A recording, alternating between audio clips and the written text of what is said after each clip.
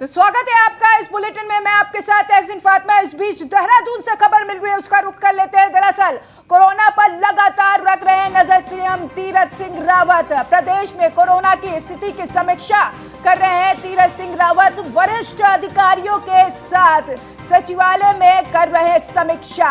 सचिवालय में अधिकारियों की बैठक बुलाकर चर्चा कर रहे हैं। तो इस वक्त की बड़ी खबर आपकी टीवी स्क्रीन पर, तीरथ सिंह रावत पूरी तरीके से एक्टिव मोड में दिखाई दे रहे हैं। तो लगातार उत्तराखंड में कोरोना बढ़ रहा है, जिसको देखते हुए आज सीएम तीरथ सिंह रावत समीक्षा कर रहे हैं। वरिष्ठ अधिकारियों के साथ सचिवालय में समीक्षा कर रहे हैं। कोरोना पर रोकथाम हो, इसको लेकर अब सुझाव भी लेंगे और अपना सुझाव भी देंगे कैसे किस तरीके से इस पर लगाम लगाया जाए। तो कोरोना पर लगातार रख रहे हैं नजर सीएम तीरथ सिंह रावत। इस वक्त की बड़ी खबर, प्रदेश में कोरोना की स्थिति की समीक्षा कर रहे हैं सीएम तीरथ सिंह रावत। तो इस वक्त की अहम जानकारी आपके टीवी स्क्रीन पर, वरिष्ठ अधिकारियों के साथ सचिवालय में समीक्षा कर रहे हैं। सचिवालय में अधिकारियों की बैठक बुलाकर चर्चा कर रहे हैं।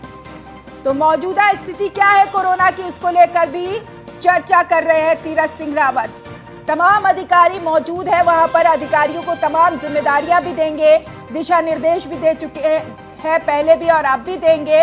और ऐसे में आगे की क्या रणनीति होगी, क्या एक्शन प्लान होगा, ये देखने वाली बात होगी। ये बैठक के बाद ही पता लग पाएगा, क्योंकि उत्तराखंड एक छोटा सा राज्य है, पहाड़ी राज्य है, वहां पर कोरोना हावी होता हुआ दिखाई दे रहा है। 5000 तक केस सामने आ रहे हैं और ऐसे में एक चिंता का विषय है शासन प्रशासन के लिए। और यही वजह है कि ये बैठक बुलाई गई है तमाम अधिकारियों की। अब अधिकारियों को कैसे काम करना है, कैसे कोरोना की काट करना है, कैसे कोरोना की चेन को तोड़ा जा सके, उसके लिए आगे का एक्शन प्लान तैयार किया जाएगा।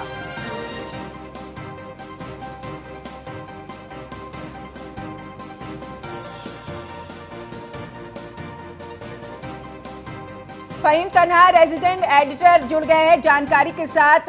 फहीम, बैठक को लेकर क्या कुछ जानकारी है? देखिए, हम बैठक ले रहे हैं, अधिकारी इसमें मौजूद हैं और मुख्य तौर पर जी है उसकी कालाबाजारी नहीं हो, उसको लेकर की आपूर्ति सुनिश्चित किया जा रहा है। ऑक्सीजन की कमी किस तरीके की ना हो, इसको लेकर सुनिश्चित किया जा रहा है। अब फिर उसकी सारी जानकारी ले रहे हैं सीएम। अब उत्तर प्रदेश भर के हालात और मुख्य तौर पर जो 4 जिले हैं, हरिद्वार, देहरादून, उधम सिंह नगर और नैनीताल, जहाँ पर सबसे ज्यादा के हिसाब से आंकड़ा आया है, इनमें जो दवाइयाँ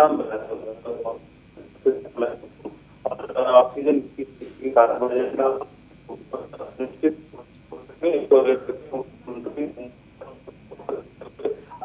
चलिए फहीम, आपकी आवाज भी ब्रेक कर रही है, फिलहाल दोबारा आपसे संपर्क करने की शुक्रिया तमाम जानकारी के लिए। और ऐसे में उत्तराखंड एक ऐसा राज्य है जहां पर अभी फिलहाल टीकाकरण अभियान नहीं शुरू किया गया है, वहां पर टीकाकरण की कमी बताई जा रही है। इन सब के बीच कोरोना की काट हो सके और ऐसे में महत्वपूर्ण बैठक हो रही है। उस बैठक में इसको लेकर भी चर्चा हो सकती है और आगे की रणनीति तैयार की जाएगी, कैसे कोरोना की चेन को ब्रेक किया जा सके। तो बहुत ज़्यादा ज़रूरी है क्योंकि हालात बेकाबू होते हुए दिखाई दे रहे हैं उत्तराखंड में और यही वजह है कि अधिकारियों के साथ सीएम तीरथ सिंह रावत बैठक ले रहे हैं। तमाम अधिकारी वहां पर मौजूद है और तमाम चीज़ों पर चर्चा होगी। क्या मौजूदा हालात है, किस चीज़ पर ज़्यादा जोर देना चाहिए, टेस्टिंग, कॉन्टैक्ट ट्रेसिंग, ये तमाम चीज़ें हैं जिस पर ध्यान देने की बहुत ज़्यादा ज़रूरत है। इससे पहले भी तीरथ सिंह रावत कोरोना पॉजिटिव हो चुके हैं, अब पूरी तरीके से स्वस्थ हैं। कई मंत्री भी कोरोना पॉजिटिव हुए हैं लेकिन अब पूरी तरीके से स्वस्थ हैं। लेकिन आगे की रणनीति बनाना एक प्राथमिकता हो गई है ताकि प्रदेश की जनता को कोरोना से बचाया जा सके। सचिवालय में अधिकारियों के साथ बैठक हो रही है और चर्चा की जा रही है। कोरोना पर लगातार नजर बनाए हुए हैं तीरथ सिंह रावत और कैसे और किस तरीके से कोरोना की चेन को ब्रेक किया जा सके, उसको लेकर यहां पर रणनीति बनाई जा रही है। तो अब खबर यूपी के शाहजहांपुर से। दरअसल आपको बता दें, शाहजहांपुर जिले में मेडिकल कॉलेज प्रशासन का कारनामा सामने आया है। जमीन पर लिटाकर मरीजों का इलाज किया जा रहा है। ट्रॉमा सेंटर के बाहर किया जा रहा है मरीजों का इलाज। तो इस वक्त की अहम जानकारी, मेडिकल कॉलेज में बनी पुलिस चौकी के पास हो रहा है इलाज।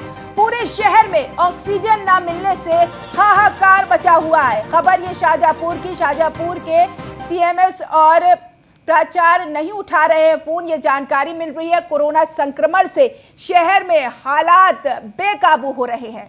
यह तस्वीर आपके सामने, आप देखिए, बाहर ही इलाज किया जा रहा है क्योंकि बेड नहीं है। शाहजहांपुर की हालत बहुत ही ज्यादा खराब है। सिलेंडर के साथ, ऑक्सीजन के सिलेंडर के साथ ये व्यक्ति सड़क पर ही लेटा हुआ है। मेडिकल कॉलेज प्रशासन का कारनामा सामने आया है। सड़क पर ही मरीज का इलाज किया जा रहा है। ट्रामा सेंटर के बाहर किया जा रहा है मरीज का इलाज। जमीन पर लिटाकर मरीज का इलाज किया जा रहा है। ट्रामा सेंटर के बाहर किया जा रहा है मरीज का इलाज। दीपक दीक्षित संवाददाता जुड़ गए हैं जानकारी के साथ। दीपक, ये कैसी व्यवस्था है? एक तरफ सरकार दुरुस्त कर रही व्यवस्था, दूसरा अस्पताल की लापरवाही सामने आ रही है। देखिए, बिल्कुल ये शाहजहांपुर मेडिकल कॉलेज जो है उसके बाहर एक पुलिस चौकी है, वहां का है मामला है, जहां पर एक जो मरीज है वो जमीन में लेटकर खुद अपने आप उसने ऑक्सीजन बाहर से लाई थी और उसके बाद वो अपना इलाज कर रहा था। हालांकि डॉक्टरों ने भी वहीं पर उसे लेटने के लिए कहा था और वहीं पर उसका इलाज करने की बात की थी, क्योंकि जो मेडिकल कॉलेज के सीएमएस है उनका साफ कहना है कि उनके पास बेड नहीं है, कोई व्यवस्था नहीं है। उन्होंने हाथ खड़े कर दिए कि वो व्यवस्थाएं उनके पास इतनी ज्यादा नहीं है कि जो यहाँ पर किया जाए, इलाज कर सके अंदर। लेकिन ऐसी तस्वीरें बाहर की नहीं है, ऐसी तस्वीरें कई अंदर की भी हैं, जो बाहर अंदर भी जमीन पर लिटा करके ही इलाज किया जा रहा है। लेकिन दीपक, ऐसे कैसे चलेगा जब बेड की व्यवस्था ही नहीं है? तो मरीजों को इलाज कैसे मिलेगा? सड़क पर क्या मरीजों का इलाज होगा? देखिए, बिल्कुल इसमें सीएमओ को और डीएम को मुख्यमंत्री ने साफ आदेश दिया था कि किसी भी मरीज का अगर बाहर इलाज किया जाएगा तो उसके जिम्मेदार जो जिलाधिकारी और खुद सीएमओ होंगे। लेकिन यहाँ के सीएमओ एसपी गौतम लगातार मरीजों का और किसी भी मीडिया कर्मी का फोन नहीं उठा रहे हैं। आज कई दिन हो गए हैं, पता नहीं वो कौन से उसमें कोको भवन में लेटे हुए हैं। सीएमओ यहाँ के नकारा है बिल्कुल, जो किसी भी मरीज का, किसी भी अधिकारी का वो फोन नहीं उठा रहे हैं। आखिर में ऐसे में जब जिलाधिकारी से बात हुई तो उन्होंने साफ तौर से कार्रवाई की बात की है, लेकिन कार्रवाई कब होगी ऐसे अधिकारियों पर ये कहना मुश्किल है। दिक्कत यार यहाँ पर आ रही है कि जिस तरह से लगातार मेडिकल कॉलेज की बात की जा रही है, जो कैबिनेट मंत्री सुरेश खन्ना है वो भी बात कर रहे हैं कि किसी प्रकार का कोई दिक्कत नहीं है, ऑक्सीजन की व्यवस्था है, दवाइयों की व्यवस्था है। लेकिन आज भी कई ऐसे मरीज हैं जो अपना इलाज जमीन पर लेट कर कराने को मजबूर है। क्या ये पहला मामला है या फिर इससे पहले भी कई मामले ऐसे देखे गए हैं वहां पर? देखिए, ये पहला मामला नहीं है, इससे पहले भी कई बार मरीजों का जमीन पर इलाज हुआ है। अभी कोरोना काल की बात की जाए तो कोरोना काल में लगातार अगर रात की तस्वीरें देखी जाए, वहां पर रात में देखा जाए तो आज कई मरीज ऐसे होते हैं जो अपने आप को मजबूर है वो जमीन पर इलाज कराने के लिए, क्योंकि जो यहाँ के सीएमएस हैं उनका सीधा कहना है कि उनके पास बेड की व्यवस्था नहीं है, वो इलाज नहीं कर सकते। सीएमओ फोन नहीं उठा रहे। कहीं न कहीं अधिकारियों की दिक्कत है कि जो अधिकारी फोन नहीं उठाते, सबसे बड़ी एक बात है। सीएमओ को ये सब देखना चाहिए, सीएमओ को समझना चाहिए। प्रबंधन क्या ध्यान देगा? शुक्रिया तमाम जानकारी के लिए। इस तरीके से इलाज हो रहा है, ये तस्वीर आपके सामने है।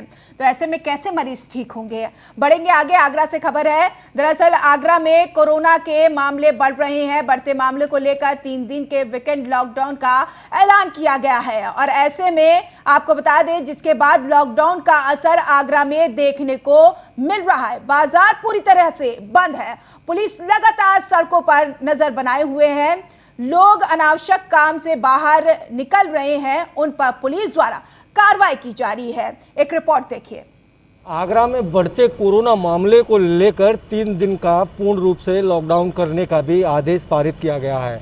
तो इसी क्रम में इस समय हमारी न्यूज़ वन इंडिया की टीम यह जानने के लिए आगरा में पहुंची है, जहां पर देखेंगे कि जो 3 दिन का लॉकडाउन है उसका कितना असर देखने को मिल रहा है। इस समय हम मौजूद हैं आगरा के थाना शमशाबाद क्षेत्र में, जहां मैं आपको दिखाना चाहूँगा कि यहाँ पूरी तरह से लॉकडाउन का पालन कराया जा रहा है और असर भी पूरी तरह देखने को मिल रहा है। सभी व्यापारियों ने अपने अपने प्रतिष्ठानों को बंद रखा है। वहीं कुछ लोग अनावश्यक कार्य से बाहर घूम रहे हैं, जिन पर पुलिस लगातार लोगों को समझा रही है और अपील कर रही है। कुछ लोग ऐसे हैं जो लोग निकलने से बाज नहीं आ रहे हैं, खामा-खा रोडों पर घूम रहे हैं, उन लोगों पर पुलिस लगातार कार्रवाई कर रही है और उनके चालान भी काटे जा रहे हैं। मैं आपको दिखाना चाहूँगा कि पुलिस यहाँ लगातार लोगों पर कार्रवाई कर रही है। कुछ लोग ऐसे हैं जो अनावश्यक कार्य से घर से बाहर निकल रहे हैं। मैं तस्वीरों में आपको दिखाना चाहूँगा कि पुलिस द्वारा जो लोग अनावश्यक कार्य से बाहर निकले हुए हैं उन पर कार्रवाई की जा रही है।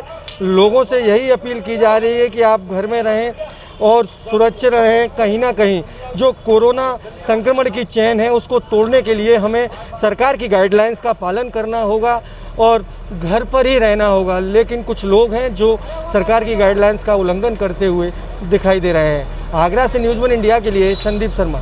आगरा में बढ़ते कोरोना मामले को लेकर 3 दिन का पूर्ण रूप से लॉकडाउन करने का भी। तो बढ़ेंगे आगे। रायबरेली से खबर है, वीकेंड लॉकडाउन का सड़कों पर नहीं दिख रहा है असर और ऐसे में आपको बता दें कि लोग सड़कों पर बेवजह निकल रहे हैं। पुलिसकर्मी भी चौराहे से लापता दिखाई दे रहे हैं। तो बिना मास्क के सड़कों पर लोग घूम रहे हैं। ये तस्वीर निकलकर सामने आ रही है। कैमरे में बिना मास्क लगाए लोगों की तस्वीर कैद हुई है।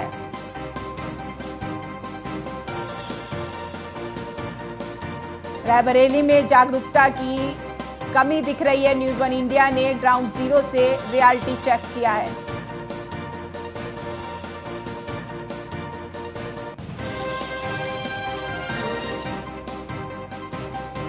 कोरोना वायरस के बढ़ते प्रकोप को लेकर सरकार ने वीकेंड लॉकडाउन के 2 दिन की समयावधि को बढ़ाकर अब 3 दिन कर दिया गया है। आज वीकेंड लॉकडाउन है और हम रायबरेली के सारस चौराहे पे मौजूद है, जिसको पास एरिया कहा जाता है। देख सकते हैं पीछे यहाँ पे किस तरह से जो सड़कों पर पहले सन्नाटा पसरने की बात कही गई थी, लेकिन यहाँ पे वाहन लगातार गुजर रहे हैं। कुछ तस्वीरें भी हम आपको दिखाएंगे कि आज भी लोग जागरूक नहीं दिखाई पड़ रहे हैं।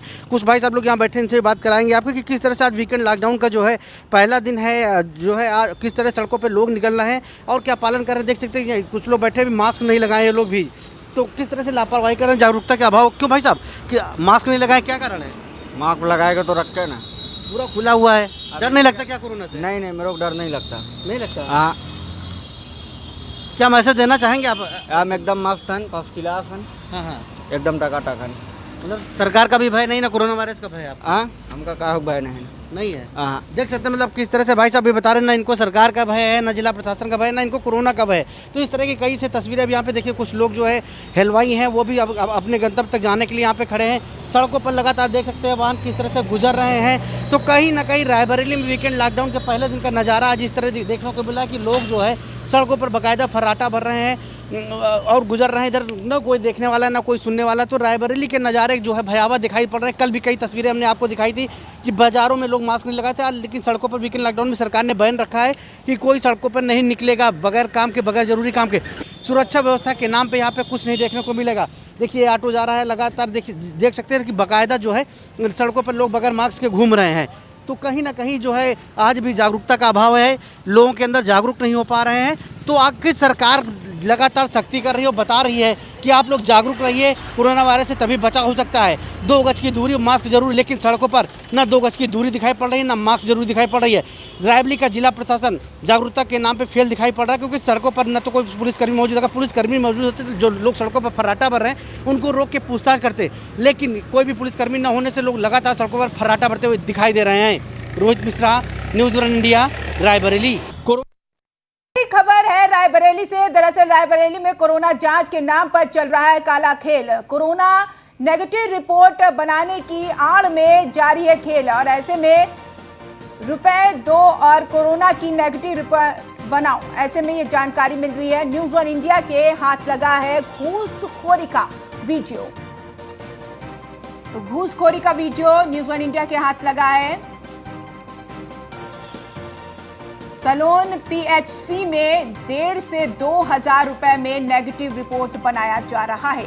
मतगणना स्थल के लिए कोरोना रिपोर्ट जरूरी होने पर गोरख धंधा शुरू है। प्रधान पद प्रत्याशी ने संविदा कर्मी डॉक्टर रिजवान ने घूस ली है और ऐसे में कोरोना नेगेटिव रिपोर्ट बनाने के नाम पर डॉक्टर ने पैसे लिए। ये तस्वीर एक्सक्लूसिव आपके सामने और ये वीडियो न्यूज़ इंडिया के हाथ लगा है। ये देखिए, ये रियलिटी नेगेटिव रिपोर्ट। और ऐसे में कोरोना नहीं फैलेगा तो क्या होगा? भाई आए तो हम फ्री में कर देते। अगर मान लीजिए इनमें से कोई भी व्यक्ति कोरोना पॉजिटिव है और उसकी नेगेटिव रिपोर्ट लाई जाए तो कितना घातक साबित हो सकता है। 1000 रुपये अगर देके आप बनवा लीजिए तो हमको बताइएगा। 1000 दस्तखत मोहर तो हमारा ही लगना है, कोई उसमें वाली बात नहीं। 800 रुपये यार भाई मेरे, हमने अपने जेब से दिया उसको। खबर पे ज्यादा जानकारी के साथ रोहित मिश्रा जुड़ गए हैं।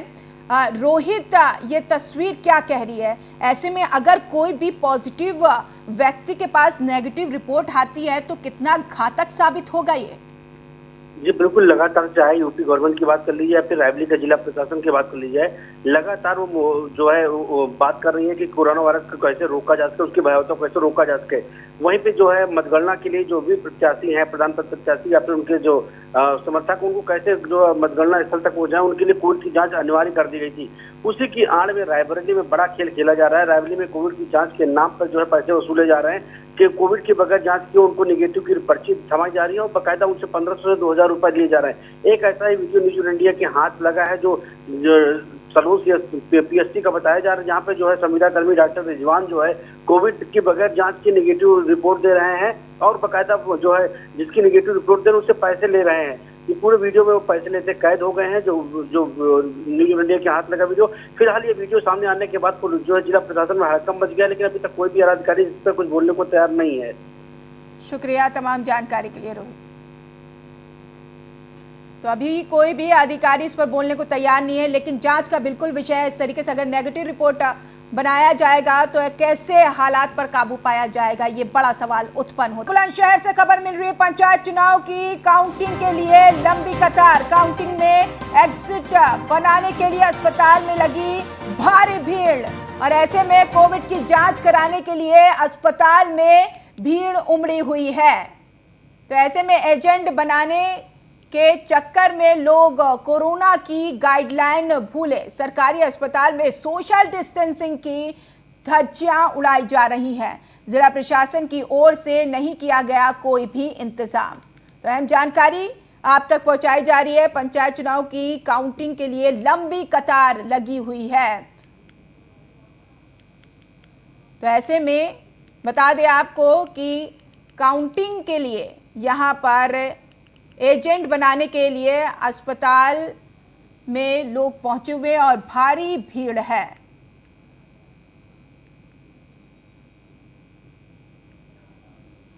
तो बुलंदशहर की ये खबर है, पंचायत चुनाव की काउंटिंग के लिए लंबी कतार। काउंटिंग में एजेंट बनाने के लिए भारी भीड़ लगी हुई है।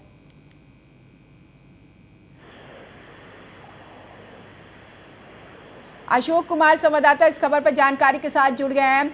अशोक, ऐसे में कैसे चलेगा? देखिए, एक तरफ यहाँ पर कोविड बढ़ रहा है, दूसरी तरफ कोविड के गाइडलाइन की जमकर धज्जियां उड़ाई जा रही हैं।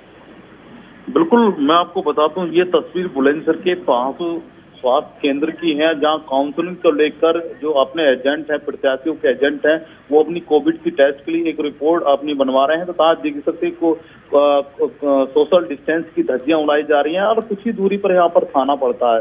पुलिस को भी बेखौफ है कि पुलिस भी वहां पर पहुंचती थी, इस कदर जो कोरोना संक्रमित और ना हो जाए यहाँ पर। तो देख सकते हैं कि सोशल डिस्टेंस की जो धज्जियां उड़ाई जा रही है ना, कहीं कहीं प्रशासन को खौफ है, न प्रशासन पूरी तरीके से एक्टिव नजर आ रहा है बुलंदशहर में।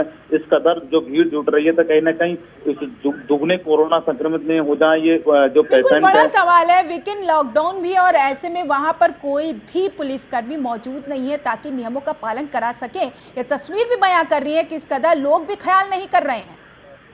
बिल्कुल, आपको बता दूं कि सोशल डिस्टेंस का कोई भी पालन नहीं कर रहा। जनता को भी ख्याल रखना चाहिए अपने आप को, क्योंकि कोविड के दौर में और लगातार आज लॉकडाउन है, लॉकडाउन के चलते इस कदर की भीड़ जुटना पुलिस प्रशासन और शासन के निर्देश के अनुसार प्रशासन को बेखौफ है। प्रशासन इसका अमल नहीं कर पा रहा और खुद देख सकते हैं कि सोशल डिस्टेंस की धज्जियां उड़ाई जा रही है और कोविड के नियमों का पालन नहीं किया जा रहा बुलंदशहर में। अशोक, शुक्रिया तमाम जानकारी के लिए। तो अगली खबर लखनऊ से है। अंतिम संस्कार के लिए यहां पर आपको बता दें कि पंडित और लकड़ी का शुल्क तय। नगर निगम ने बैकुंठ धाम पर बोर्ड लगा दिया है। लकड़ी प्रति क्विंटल 550 और पंडित का शुल्क 600 रुपए निर्धारित किया है। तय शुल्क से अधिक रुपए लेने पर शिकायत कर सकते हैं और ऐसे में अपर निगम आयुक्त का सहायक अभियंता को शिकायत कर सकते हैं। अंतिम संस्कार के लिए पंडित और लकड़ी का शुल्क तय कर दिया गया है। नगर निगम के बैकुंठ धाम पर बोर्ड लगा दिया गया है। लकड़ी प्रति क्विंटल 550 और पंडित का शुल्क 600 रुपए निर्धारित। नीलेश चौहान संवाददाता इस खबर पर जुड़ गए जानकारी के साथ। नीलेश, इससे पहले हाहाकार मचा हुआ था अंतिम संस्कार को लेकर, लेकिन अब शुल्क तय कर दिया गया है। लगातार प्रदेश में तांडव लगाया हुआ है। खासकर उत्तर प्रदेश की राजधानी लखनऊ में जिस तरीके से लोगों की मौत हो रही है, सरकारी आंकड़ा कहता है कि 13 लोगों की मौत हुई, लेकिन बैकुंठ धाम की अगर हम तस्वीर की बात करें तो हर दिन कम से कम 200 शव चलाए जाते हैं। ऐसी स्थिति में लगातार वसूली की तस्वीरें सामने आ रही थी। इसको लेकर अब नगर आयुक्त ने एक बड़ा कदम उठाया है, जिसमें साफ तौर पर कहा गया है कि लकड़ी का जो रेट है वो प्रति क्विंटल 550 रुपए निर्धारित कर दिया गया है। उसके अलावा जो पंडित होते हैं, जो अंतिम संस्कार को कराते हैं, अंतिम संस्कार की जो प्रक्रिया है उसको पूरा कराते हैं, उनका भी शुल्क निर्धारित कर दिया गया है। उनका शुल्क 600 रुपए निर्धारित किया गया है। इसको लेकर एक बोर्ड लगाया गया है। उसके अलावा अगर इनसे ज्यादा रेट पर कोई बात करता है या कोई उगाही की बात करता है तो नगर आयुक्त, अपर नगर आयुक्त, अभियंता से इसकी शिकायत की जाती है और शिकायत करने के बाद अगर कोई दोषी पाया जाता है तो कहीं ना कहीं उसके ऊपर ठोस कार्रवाई करने की भी बात नगर निगम के द्वारा कही जा रही है कि कोरोना काल में लोगों की मदद के लिए नगर निगम ने जो कदम उठाए हैं, अगर उसका कोई दुरुपयोग उठाता है, दुरुपयोग करता है तो कहीं ना कहीं उसको जेल भेजने का भी काम नगर निगम के द्वारा किया जाएगा। देखिए, ये दुखद है कि मौतों की संख्या बढ़ी है, लेकिन अंतिम संस्कार के नाम पर ज्यादा पैसे यहाँ पर ऐंठे जाते थे और ऐसे में अब शुल्क तय कर दी गई है तो ज्यादा पैसे भी नहीं ऐंठ पाएंगे ये लोग। देखिए, बिल्कुल बहुत अच्छी पहल है क्योंकि लगातार लोग परेशान हैं। अपने परिजनों की जान गंवाने के बाद वो जब अंतिम संस्कार कराने के लिए बैकुंठ धाम पहुंचते हैं तो वहां पर भी उनसे उगाही की तस्वीरें सामने आई हैं, चाहे वो लकड़ी के नाम पे हो, चाहे वो पूजा पाठ के नाम पे हो। तो उसको लेकर नगर निगम के द्वारा एक बड़ा कदम उठाया गया है, जिसमें साफ तौर पर कहा गया है कि लकड़ी का प्रति क्विंटल जो रेट है वो 550 रुपए है और पंडित का अंतिम संस्कार कराने के लिए रेट 600 रुपए निर्धारित किया गया है। तो कुल मिला के ये कहा जा सकता है कि एक लाश को जलाने के लिए 3 कुंटल कम से कम लकड़ी की जरूरत होती है। तो 3 कुंटल के हिसाब से अगर हम देखें तो 1650 रुपए लकड़ी का रेट हो गया, उसके अलावा 600 रुपए पंडित का रेट हो गया। तो कुल मिला के 2500 रुपए में अंतिम संस्कार कराया जा सकता है। उसके अलावा इससे पहले की तस्वीरों की बात करें तो लोग 10,000 20,000 रुपए देते थे, सिर्फ इसलिए देते थे ताकि उनके जो मृतक है उनका अंतिम संस्कार अच्छे से कराया जा सके। कुल मिला के अच्छी पहल है जो रेट निर्धारित कर दिया गया है। शुक्रिया नीलेश तमाम जानकारी के लिए। तो शुल्क निर्धारित कर दिया गया है, अब इससे ज्यादा न इससे कम कोई लेगा रेट। तो अगली खबर प्रतापगढ़ से है। प्रधानी चुनाव की रंजिश में मेधावी छात्र, दरअसल आपको बता दें कि मेधावी छात्र की हत्या का मामला सामने आया है। 28 साल के अरविंद दुबे की गोली मारकर हत्या कर दी गई है। भाई को स्टेशन छोड़कर लौट रहे छात्र की गोली मारकर हत्या कर दी गई है। हत्यारे वारदात को अंजाम देकर फरार हो गए। घर से कुछ ही दूरी पर अयोध्या प्रयागराज हाईवे पर ये वारदात हुई है। घटना के बाद आनन फानन में जिला अस्पताल में लाया गया।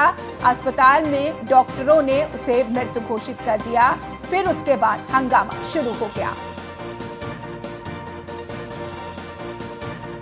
प्रधानी चुनाव की रंजिश में मेधावी छात्र को गोली मारी गई। 28 साल के अरविंद दुबे की गोली मारकर हत्या कर दी गई। और फिलहाल इस बुलेटिन में इतना ही। नमस्कार।